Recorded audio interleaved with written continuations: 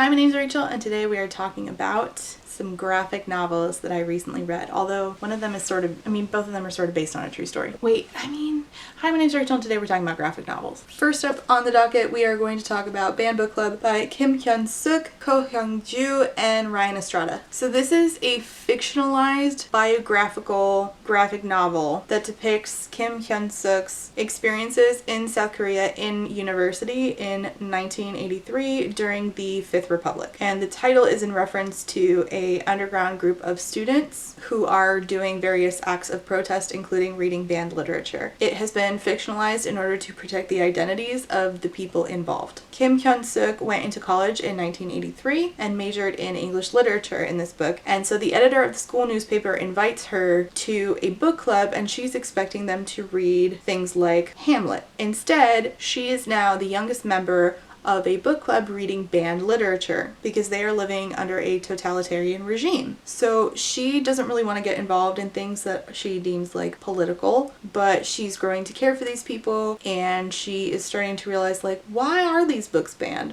This is kind of stupid. This is really based in fear, based on the fear of those who are in charge. And she and her friends are constantly facing being subjected to interrogation and possibly, physical violence at the hands of police. And then she eventually is expelled for her activism. I know basically nothing about Korean history, including like recent history up to, 1983. So this was a good reminder of how little I know, as well as an opportunity for me to learn more and look more into things. Hyun-suk is going to college while her dad and mom run a steak restaurant, which was like her dad's dream, but unfortunately he lost a ton of money to this guy who swindled him. Her dad is way more relaxed than her mom is. Her mom can be pretty hard on her, but she is needed to like help run the family business, so that is, a great weight on her, especially because she really wants to attend college. And she goes to college and really only ends up like reluctantly interacting with student protesters in the beginning, but then learning the importance of resistance and that silence is not an option. Part of this that I particularly loved was the references to Marxist revolutionaries like Rosa Luxemburg, who I only know about thanks to Luisa. Obrigada, amiga. And now I have a book on my shelf about Rosa Luxemburg that I'm very excited to get to from Haymarket Books. Another thing that I loved was them explicitly calling out that communist gets used as a pejorative, but people don't actually know what it means. And I think this is very timely, and I'm going to come back to this in a minute because Florida recently just made it so that it is like the law that you have to teach students the dangers of communism. And I deeply appreciated the fact that we explained resistance movements are long-term things. What you may be resisting in college, you may still be resisting when you are 45 years old, and you may be helping the next generation out. And I think that's such a good example of this is Angela Davis. Angela Davis is like the ultimate example of how we cannot afford to become fatigued with resistance. I gave this a 4. I only knocked 1 star down because I found that it was a little too short, and also I found the art style a little hard to follow at times. It is all in black and white, and some of it I was sort of like, what am I looking at here? But on the other hand, I would highly recommend this. It does feature college students. However, I think that this is age appropriate for anybody 12 or older. It is a piece of media that depicts some violence, like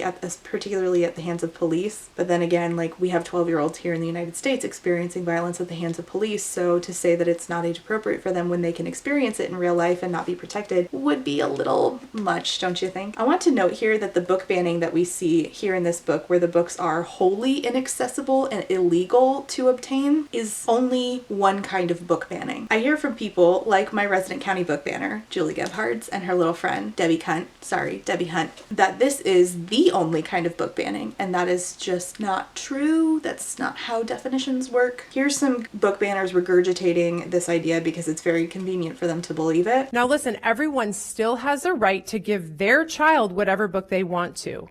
So I'm suggesting you remove this book from schools and everyone's rights are preserved. These books are not being banned. That word has become a weapon to marginalize the voices of parents. Nazi book banning and the like has essentially been used to eliminate books from circulation. We're not doing that. We're asking you to keep them out of the reach of our children. It has never been controversial to protect children from certain things. No one is asking for books to be banned or censored. That's not what we're doing here. We are asking for age-inappropriate books to be removed from minors so that they cannot get access to them without parent consent. Our Board of County Commissioner even passed that to where even in a public library, kids have to have parents' permission and they have to be a certain age to check out certain books. So I'm not sure why we're not implementing that here at the public school level. I hear these words censorship and ban, and you shouldn't prevent my children from reading what they want to read. That's not happening. That's not happening. This is about age-appropriate books for in the school libraries. Parents can get these in any other library. Students can get them. But the main thing is, it's against the law.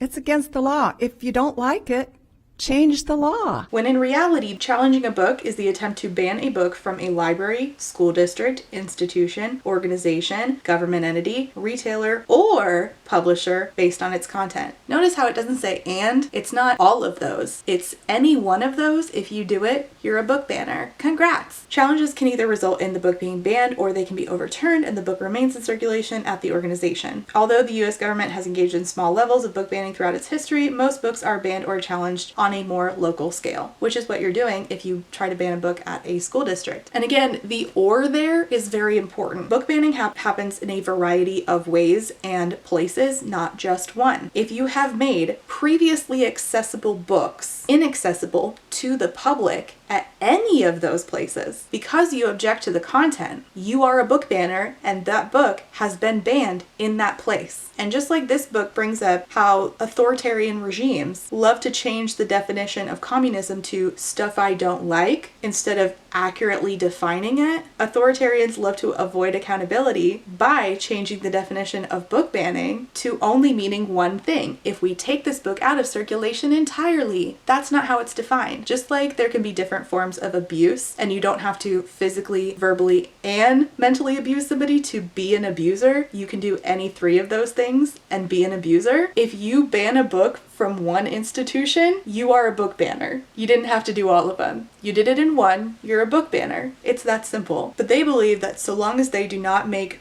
books banned by retailers, they don't consider it book banning. But that's not the definition. If it walks like a duck and it quacks like a duck, it's not a fucking chicken. You're a book banner. Embrace your title and stop lying to yourself because you look fucking stupid. Moving on to the second graphic novel that I want to talk about in today's video. This is from the author of The Handmaid's Tale, Margaret Atwood. Yes, I was as surprised as you are. This is a historical fiction graphic novel about the golden age of Canadian comic books. I picked this up at Back in the Day Books in Dunedin, Florida, where I was shopping for Dragon Ball manga for my kids, saw it and thought, that looks like a good one. I read through it. I only read it once and now I'm planning on getting it to a librarian to get into the hands of folks who might want it or need it because it's in perfect condition because my kids have not gotten their hands on it. So this is about Orsonet, a Nazi fighting superhero who was created, and this is historical fiction by the way, I'm going to come back to this in a second, but it's about the creator of Orsonet and a little bit about Orsonet. She was created in World War II by a comic book creator named Elaine Zurakowski who wanted to make it big in comic publishing. And this is set in Toronto during, again, World War II, which is straining Al and his family. His brothers are at war. He couldn't go because of a medical issue. His mom is heartbroken. She's losing her other sons. His dad is very angry. He resents Al for not going to war like his brothers, but then is also heartbroken that he's losing his other sons. And it also talks a lot about the dynamics of work that Al is experiencing at the publishing house that he's working at. So this was created by Margaret Atwood and Ken Stacey. Again, my knowledge of history is extremely limited because of poor education going to fundamentalist Christian schools. So I'll blame that for the reason that I thought that this was a true story, which is embarrassing now. But like, who wouldn't want to read a graphic novel about a she-werebear who mauls Nazis? Let's be serious. I guess Margaret Atwood, the creator of The Handmaid's Tale, created Orsonet, which is cool. I didn't realize Margaret Atwood had range. I didn't mean that as an insult, but I realized it sounds like one. But Orsonet sadly doesn't play a huge role in this. I think the art is great, but mostly this is about the creator, a guy named Al, living in Toronto during World War II, experiencing life as a comic artist during war times, and he's working for for a small indie press run by a woman who was actually partially the inspiration for Orsonet. But I feel like most of what we saw was Al's experiences like with people in the office, his boss and this other guy who like has a very short temper and makes fun of Al's heritage, who also later turns out to be a gay man. And I guess that like sure, a lot of queer men at the time were like in the closet and having to overcompensate so that they wouldn't, you know,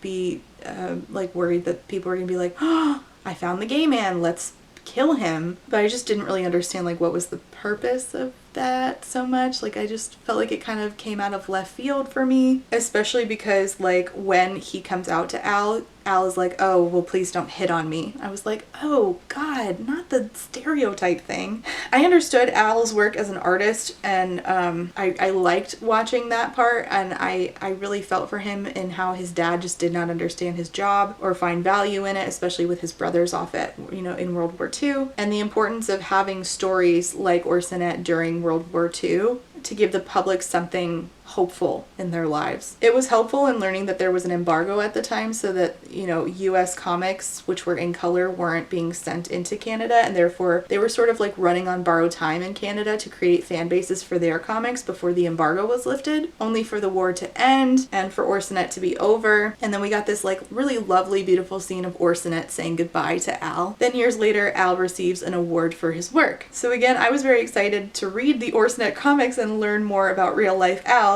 only to find out that neither of them existed. This is great art, and I appreciate learning about World War II from the Canadian perspective because, again, I just did not have a good education growing up. I didn't learn about other countries hardly at all, but I think it's pretty mid as far as a story on its own. And again, I don't understand why we did that with the gay man side character. However, despite whether or not, you know, how much I enjoyed these, I think I gave War Bears like a 3 or so. I am trying to do my best to get books into the hands of people who need them and improve literacy in my home state of Florida. Therefore, I will be donating both of these since they are brand new, only read once. So I'll be getting them into the hands of a librarian. And I also want to take this time to shout out my patron E, who works in publishing and was kind enough to reach out about titles that they had come across. So I had the opportunity, because I'm glad to be a part of this, to like sort of play middleman and get those books from you know E's work to a Florida school librarian who can get them to a high Spanish speaking population. Books that were like children's, middle grade, and young adults. And so now like kids of all ages will have new books. They're heading to their destination soon, and I'm really excited about that. I encourage you all to do your part combating declining literacy rates and book banning in any way you can in your communities. Let me know what historical fiction, these are both historical fiction essentially, right? So let me know if you have any historical fiction graphic novels that you are a fan of down below. If you made it this far into the video, let's see.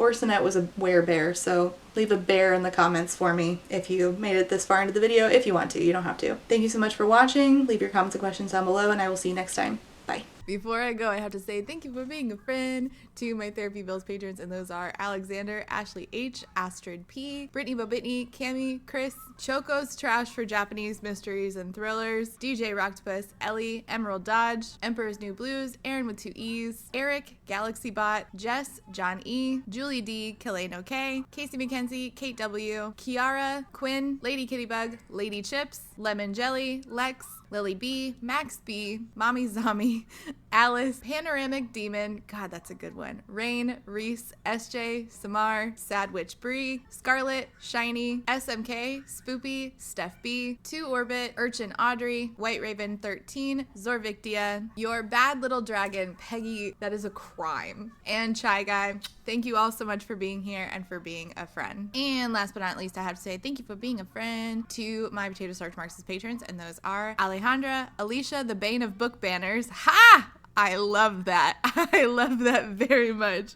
Althea, Amanda D, Amanda, Andy, Angelica, Artie the Ninth, Ava, Ballads and Bookends, Beck, Blake Lemon Pants, Blythe, Bookish Brain Rot, Bookish by Geneva, Bree, Caitlin, Cardinal Ginger, Carlin, Casper, Kate W, Catherine, Kathy, CJ, Clover's Mom, Cole, Colleen, Corwin, Cosmic, Darius, Danielle, Darren, Desiree, Dilf Enthusiast, Dorian, Dorothea, E.T. Cosgrove, Ebby, Emily A, Emily L, Emma, Other Emma, Aaron, Ezra Moon, Fiona, Gadarn, Garrett, Hannah C, Harpy Kuro, Haley G, Ilianaka, JM Tennant, Jay is on Olympus, Jelly V, Jen Michelle, Genderqueer, Jenny G, Justice Sue, Jill, Jillian R, Jojo Bookish, Kat, Catherine, Katie, Kaylee, Kayala, Kendra, KMTB, Laughing Cat Dog, Laura, Lauren, Lazarus Ray, Library of Scars, Lindsay, Lisa B, Lisa L, LP, Lou Siri, Lustful Octopus, Martin, Madison, Man-Eating Plant, Marcella, Marquita, Megan, Malara, Mentally Unwell, Same, May, Mockingbird Nation, Molly, James, Natalie, Never, Nicole G, Nicole R, Nyan Binary, Paige P, Penny Chilling, Foxglove, Rachel B, Reba, Rebecca, Rebecca R, Ronnie, Rosie, Rowan, Secoria, Sadie, Saintbringer. Oh, Saintbringer is a great name. Oh my gosh. That belongs in a fantasy book. Sorry.